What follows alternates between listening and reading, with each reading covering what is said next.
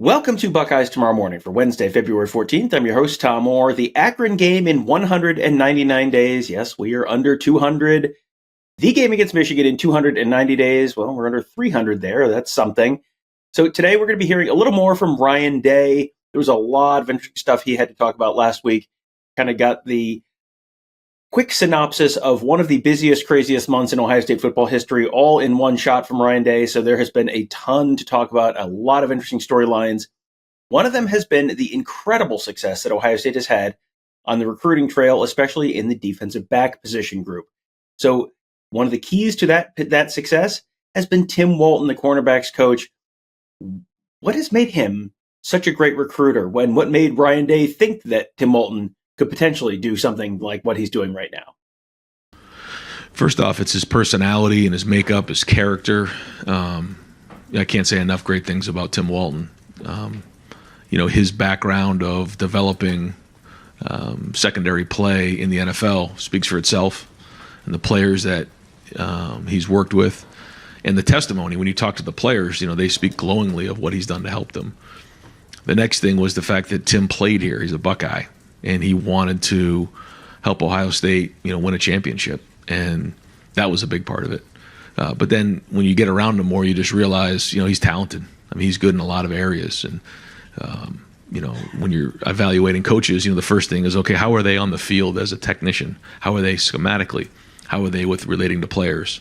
How are they in recruiting? Tim does a lot of those things, and so our guys have embraced his mentality. I think our secondary is super competitive. I think they want to, compete in everything that they're doing. You watch them go through drills. I mean, they're going at it with each other. And I think, that really reflects Tim's mentality. And I think you can see we have an opportunity to have a really excellent secondary this year. And a big part of that is what Tim's doing. And then you're seeing the recruiting that he's doing. So I think all those things, add up to, Tim being the best secondary coach in America. One of the big additions for Ohio State in the transfer portal was Quinshon Judkins, the running back out of Ole Miss. Now, this is a little bit of an unusual addition because the Buckeyes have a returning starter at running back. TreVeyon Henderson is back. So how do you divide up the carries between Quinshon Judkins, TreVeyon Henderson, and, the other running backs of the team, Dallin Hayden and the two true freshmen? Well, when it first, happened and Quinshon went to the portal, the first thing was, talking to TreVeyon, and what are your thoughts? And he was unbelievable. If you think it helps the team, coach, then let's do it. And then talking to Quinshon, saying TreVeyon, is here and he's coming back, and he said, well, I'd love to go play with him. I think he said that to the media last week, and so I just think that both of their approaches are that they can get each other better. But it all started with TreVeyon, and I think TreVeyon's leadership so far this year, as he's transitioned into his fourth year, has been tremendous. The way that he's gone about his work, the way that he's holding guys accountable, he's got a different look in his eye, and I think that's important. He's been in these games before, he knows. But I'll give Quinshon credit. He also has embraced what we've been in our culture in the next last couple of weeks, and we'll see as it grows. But all the reports are that he's doing a great job of simulating. But the whole running back room, and Dallin, James and Sam, that's a heck of a room, and there's a lot of depth there. And when I think about next season, you have your 12-game regular season, you have the Big Ten championship game, and then you have the 12-team playoff. I mean, you're talking about possibly maybe 16, 17 games, and so that's a long run. That's an NFL schedule, and so your roster needs to reflect that. And having depth at running back will be very, very important. There'll be a lot of carries to go around. One of the new faces in Ohio State's assistant coaching staff this year is actually not really a new face. Matt Guerrieri was an assistant for the Buckeyes a couple years ago. He came over when Jim Knowles came over. He had worked with Knowles in previous stops, and now he's working with Jim Knowles again as the safeties coach. So what made him an attractive candidate for the Buckeyes this time? Yeah, well, I think Matt brings a diverse background in terms of his, he's been a coordinator. He's an excellent teacher. He also has been here before, so the guys, Lathan and some of the older guys knew who Matt was, so it's not just a brand new addition to the staff. I think he's going to work really well with Tim back there. He knows Jim's system very well, and so that's going to be seamless. He knows the system. But in terms of his help on special teams, we're going to see how big that is. But I feel like, Matt really is a great teacher. He's very intelligent. He's been a coordinator before. So, we'll see based on how that 10th position shakes out, how much responsibility he'll have.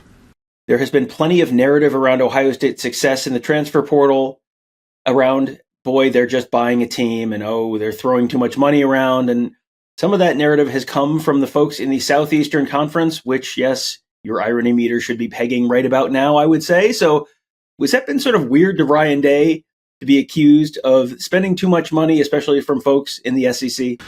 Well, I just think recruiting is always going to be competitive.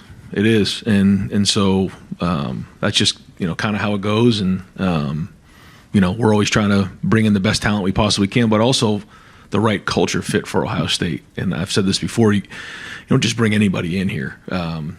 But all of these guys wanted to be here. I think that's probably the most significant. Caleb wanted to be here. Quinshawn wanted to be here. Will wanted to be here. These weren't situations where, certainly you have to recruit, but we want guys who want to be here, because in the portal nowadays, if they don't like it, they can just leave. So a big part of that is opening up our doors and our players, really recruiting our guys. And that's, really where I think over time, we've built a culture of development. We've built a culture where guys enjoy being with each other, and that kind of recruits itself over time. And so, we're counting on that to continue to, build us some momentum in the future. But we know recruiting is very, very competitive, and it's our job as coaches, certainly as the head coach, to acquire as much talent as you can, and then go develop it. The Buckeyes had a remarkable season in terms of keeping players who could have left for the NFL draft and keeping them for another year, having them come back to sort of finish the mission, as well as adding some guys through the transfer portal. So does it feel a little different inside that building, just behind the scenes right now? Well, I think the administration's been unbelievable. I think Gene's been great, and certainly, had conversations with Ross and President Carter has been great, but and so that's been huge to have that type of support has always been great. But I just think that across college football right now, it's just in a very unique situation when you see some of the coaching changes, and then we ended up adding 3 guys from Alabama. There's a lot going on right now, and so our guys, again, I think it all goes back though to our players coming back. There's nothing more important than that.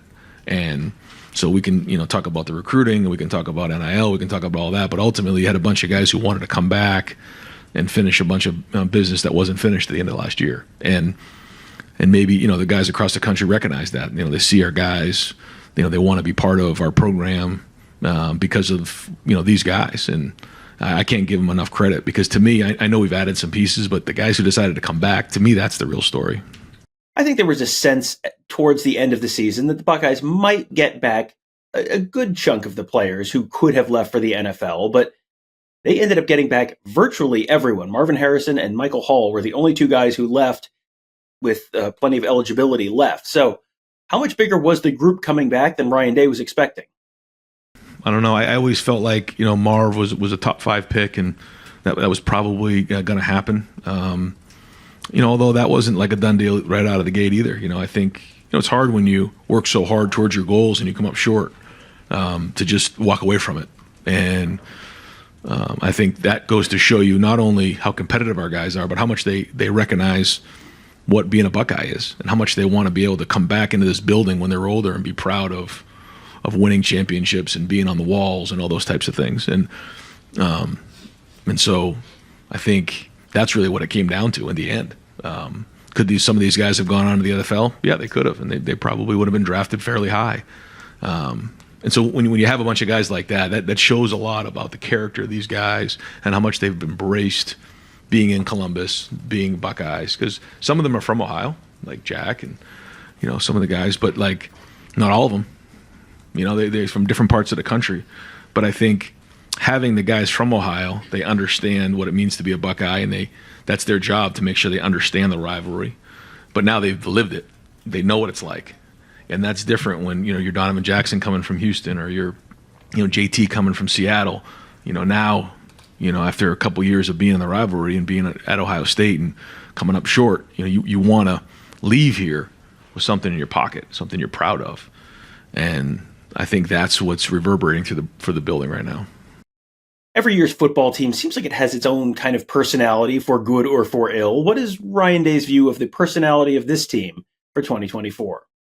I think it's still being forged, and I think it's easy for coaches to put a bunch of slogans on shirts and do those types of things. We're just trying to work. We know it's a long run to next year, and so we're not getting too worried about some of that right now. What we're trying to do is just work, just keep building this thing, keep growing, have a great spring, and it's a long journey to next year. And the more veteran you are, sometimes the more you recognize that. You want to all of a sudden fix everything in a month. That can't be fixed in a month. This is a long road to the next year. And I think our guys know that. I think our staff knows that. But there is urgency. There's a great look in their eye. And so we'll see. We still got a lot of runway out here that we got to continue to work through. But the good news is we got the right guys in the seats, and that's what's important. Arguably the top addition for the Buckeyes in the transfer portal was safety Caleb Downs. He was a freshman All-American at Alabama last year, and now the Buckeyes have him for potentially at least 2 seasons. So how does adding a player like Caleb Downs help take this team to the next level? Yeah, Caleb's you saw what he did as a freshman. To say, we're all excited to have him part of the program is an understatement. He brings a lot to the table. You guys will learn that. Won't get into all that right now, but his talent is exceptional. But he's already created an unbelievable amount of discipline in his life. He's created the skills to play the safety position at a high level.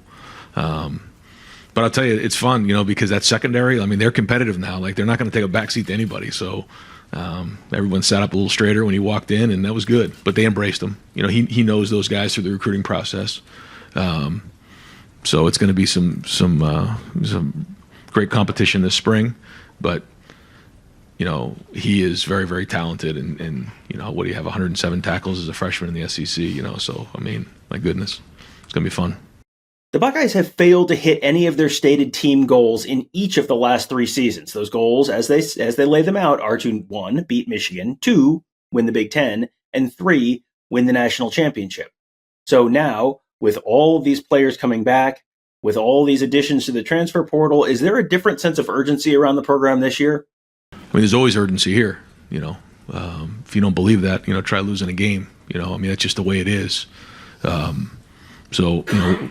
We always have urgency, but I think it goes back to the guys that decided to come back. You're talking about 6 or 7 guys who were probably projected in the first 3 rounds decided to come back, and then you're seeing a bunch of momentum that way.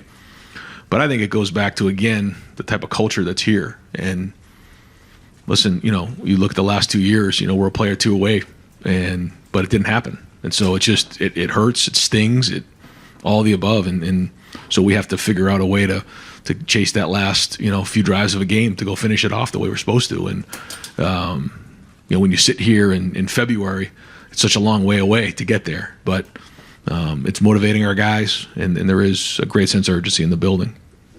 Well, that will do it for today's show, and that will do it, I think, for the Ryan Day interview. I think we have sort of squeezed all the juice that we can out of that particular orange, but boy, there was a lot to talk about with him, and there's going to be a lot to talk about coming up later this month as we talk to some of the, hopefully, talk to some of the new assistant coaches, talk to some of the new players, talk to some of the returning players who have decided to come back for another year. We're hoping to get all those interviews coming up this month before spring football kicks off during the first Tuesday in March. We will be there for that one, hopefully. We will be there for the interviews. We will have a lot to talk about. There's a lot to talk about on the recruiting front. There's a lot to talk about potentially on the transfer portal front. And you can talk about it all with us at BuckeyeHuddle.com. That's where we have our fantastic team covering recruiting and X's and O's and covering the Buckeyes, all there, plus a really vibrant and active and energetic and fun community on the Huddle Board presented by Jeff Ruby's Steakhouse. That is all at BuckeyeHuddle.com. That will do it for today. Thank you guys all for joining us. Have a great day. We will talk to you tomorrow.